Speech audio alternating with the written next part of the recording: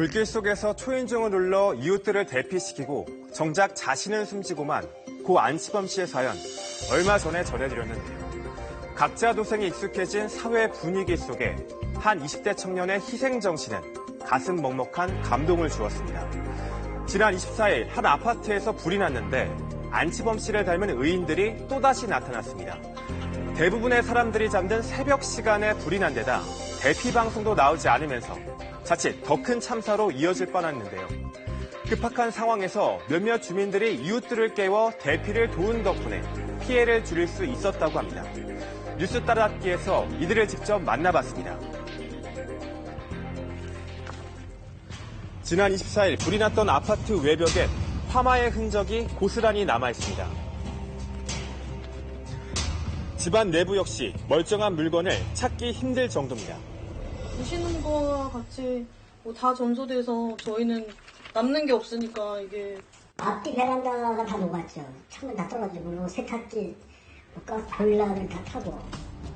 화재가 일어난 지 오늘로 나흘째. 주민들은 악몽 같았던 그날 새벽을 지금도 생생히 기억합니다. 이불을 젖은 걸로 막아주고 베란다에 같이 있었어요. 저희는 계단으로 탈출했어요. 속은 뒤집어쓰고 그때도 되게 뜨거웠어요. 15층짜리 아파트에 불이 났다는 신고가 처음 접수된 건 지난 24일 새벽 4시 35분. 아파트 주민들 대부분이 잠들어 있던 시간이었습니다. 4시 35분에 최초 신고가 들어왔어요. 맞은편 아파트에서 그거를 신고를 했어요. 가장 먼저 화재 신고를 한 건 건너편에 사는 아파트 주민. 시뻘건 불길이 번지는 동안 정작 해당 동의 주민들은 무슨 일이 일어나고 있는지 짐작조차 못하고 있었습니다. 빵빵 소리가 나서 처음에는 총소리인 줄 알았어요. 어디 앞쪽이나 누가 싸우는가 보다 남자 소리만 나더라고요. 그래서 그냥 다시 들어가 자려고 하는데 바깥에서 또 웅성웅성해요. 심지어 일부 주민들은 어디선가 부부싸움을 한다고 생각했는데요. 대수롭지 않게 여기고 잠을 다시 청하려던 순간 그때 어디선가 외마디 비명소리가 들렸습니다. 살려주세요 그래갖고 뭐지 그러고 딱 베란다 문을 열어봤더니 창문 안에서 번쩍번쩍 이제 불이 좀 있더라고요. 새빨간 불길에 휩싸인 복도를 보고서야 불이 났음을 알게 된 주민들. 새벽에 일어난 이 화재로 160명이 넘는 소방대원들이 출동했지만 불길은 쉽게 잡히지 않았습니다. 처음 불이 난 걸로 추정되는 13층에서 46살 이모 씨와 15살 난 이 씨의 막내딸이 숨진 채 발견됐고 둘째 딸 17살 이모 양은 1층으로 추락해 숨졌습니다. 불은 이 씨의 부인과 아들을 포함해 17명이 다친 뒤에야 꺼졌습니다. 지금 현장에서 어떤 증거물이 나와야 되는데요. 현재까지 그와 관련된 증거물이 확보되거나 아니면 진술이 확보된 건 없습니다. 지금은 내부의 어떤 정기적인 문제들. 1차 감식 결과 누전으로 인한 화재로 추정됐는데요. 새벽에 일어난 데다 불길이 쉽사리 잡히지 않으면서 일가족이 참변을 당했습니다.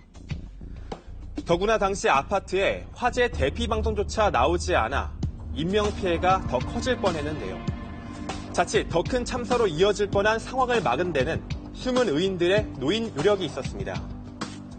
불이야 이런 소리 듣고 불이 그냥 나간 거죠. 나가서 보니까 진짜 빛이 나오더라고요. 그러고부터 이제 주민들이 이제 나오기 시작하고 그 왠지 아저씨가 이렇게 뚫리면서 내렸다는 소리 듣고 불이야 하는 소리와 함께 이웃 주민들의 현관문을 두드리던 소리. 불이 난 13층 바로 아래층에 살던 김경태 씨였습니다. 전기 누전으로 생각해서 전기 차단기를 내렸죠. 내리고 보니까 처음에 이제 그 연기가 나더라고요. 매캐한 냄새에 잠을 깼던 김 씨가 현관문을 열자 자욱한 연기 사이로 누군가 소방호스를 끌어다 불을 끄고 있는 모습이 보였습니다. 바로 윗집의 큰아들 이모 씨였습니다.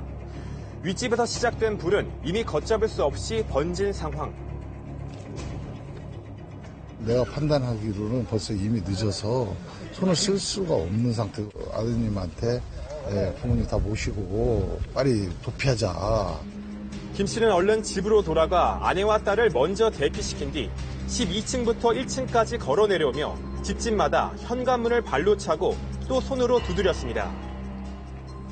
가족들이랑 같이 내려오면서 같이 문을 놓고 하고 뭐 옆 사람도 제 집사람 그 딸내미도 뭐 두드리고 뭐 하고 뭐 다 앉아 내려오면서 같이. 김 씨 덕분에 대피하던 이웃들은 서로를 깨웠고 시뻘건 불길이 무섭게 번지는 중에도 많은 주민들이 화마를 피할 수 있었습니다. 불도 다 끄지도 못하고 내려오면서 저만 살자고 할 수는 없는 거 아니에요. 문을 두드리면서 불이야 하면서 내려왔기 때문에 저는 그거 한 가지밖에 없어요. 그런데 그날 밤 잠든 이웃들을 깨운 숨은 의인은 김 씨만이 아니었습니다. 얼굴을 밝히기를 사양한 한 주민은 1층으로 대피한 뒤 다시 불길이 치솟는 건물로 들어가 층마다 비상벨을 누르며 이웃들에게 화재 사실을 알렸습니다. 양쪽 문을 막 뜯은 건 아니고 비상벨을 계속 누르고 내려왔죠. 그 시간대가 사람이 굉장히 시간대가 주무신 시간대이기 때문에 한두 번 때려보면 일날 수가 없는 상황이거든요. 또 경비원 임모 씨는 아파트 복도에 가스밸브를 잠그며 주민들을 대피시킨 사실도 드러났습니다. 이번에 진짜 우리 아파트에서 그렇게 하고 또 그분은 또 눈앞에서 보고 이러니까 저가 내려갈 때 못 들고 가는 게 너무너무 창피하고 무서워가지고 그냥 저 혼자 저거 하겠다고 내려가면서. 화마로 인해 3명이 숨진 비극적 사건 속에서도 숨은 의인들의 행동은 우리 사회의 희망을 떠올리게 합니다. 그 시간대 다 당연하죠. 어느 누구를 막론하고 다 해야지 돼요. 이유라는 건 없죠. 순간적으로 저만 빠져나온다는 것은 아니고 같이 문만 두드리는 것 뿐인데 제가 뭐 한 거 하나도 없습니다. 자신의 살 길을 먼저 찾는 각자 도생의 사회 속에서 이웃을 먼저 생각하는 모습을 보여준 평범한 사람들. 이들의 용기 있는 행동은 우리 사회의 스스로를 돌아보는 성찰의 기회를 주고 있습니다.